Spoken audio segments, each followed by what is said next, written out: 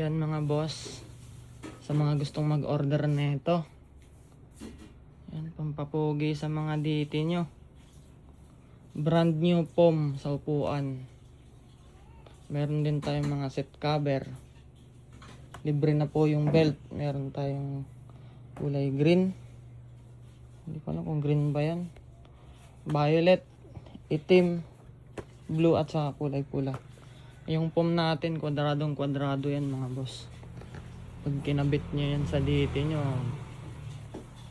balik stock yung upuan nyo mga bossing. Sinabayan nyo pa ng seat cover. Tapos meron din tayong decals, heavy duty. Laminated to mga boss, tsaka naka laser cut. Hindi to tulad ng iba na kinater-cutter lang o kaya ginunting-gunting.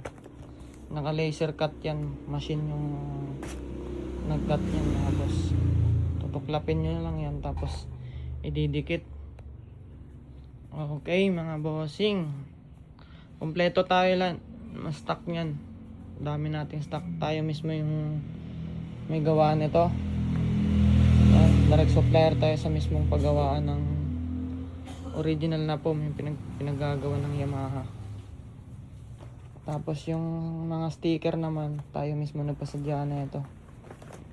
Meron pang violet, meron pang millennium, meron din yung pang ano, yung isang klase.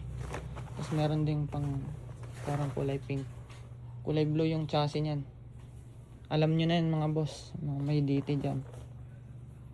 Okay, dami natin stock mga bossing yan ha. May mga skid plate din tayo.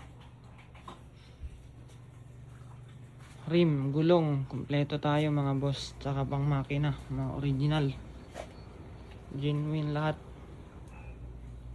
Okay, PM lang mga bossing. Dami nating stock na ito. Hindi kayo mauubusan. Tayo mismo yung gumagawa na ito. Lalo na itong mga seat cover tsaka decals. Tayo mismo nagpasadya niyan. Okay, bye bye. May kulay pula rin oh. Okay, bye bye mga boss. Yun pipe, meron tayong MCF, meron din tayong YRS. Kompleto yan. Isang set. Arrestor lang yung meron tayo sa stainless mga boss. Okay, bye bye.